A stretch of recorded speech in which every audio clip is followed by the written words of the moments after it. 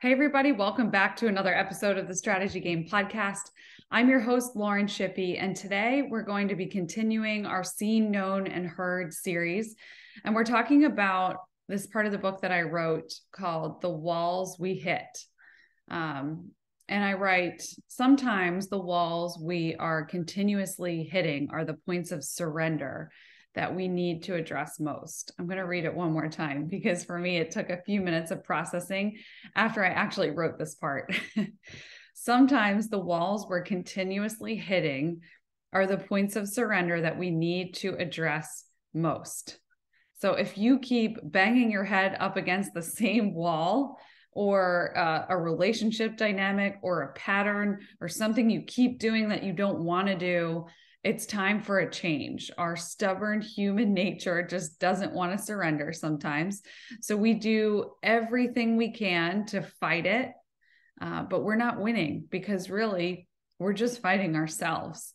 And so pushing back in the same way, just one more time, isn't going to do anything. So if you think of somebody that you continuously hit a pattern with, like a bad pattern where you just can't seem to think eye to eye, you can't seem to get on the same page, or you just keep hitting the same points of frustration in a relationship, and you hear yourself repeating the same things over and over again.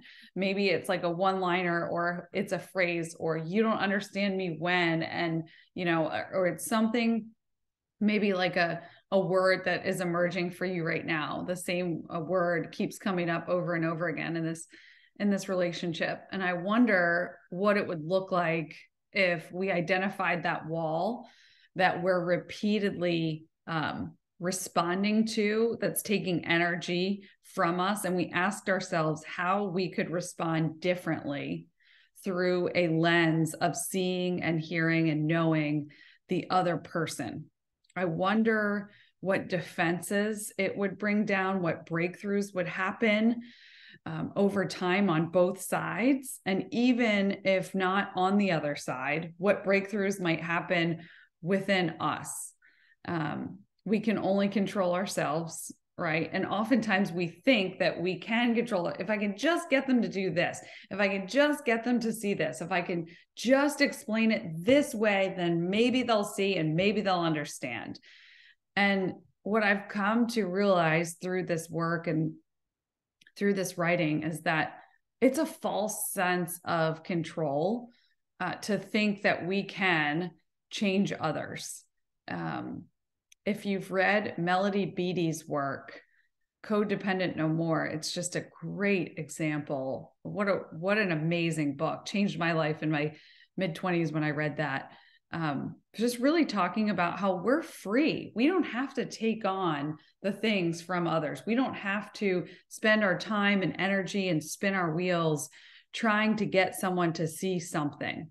All we have to do is be ourselves and operate and walk in our purpose and be a place for others to be able to come to us and be a safe space for them.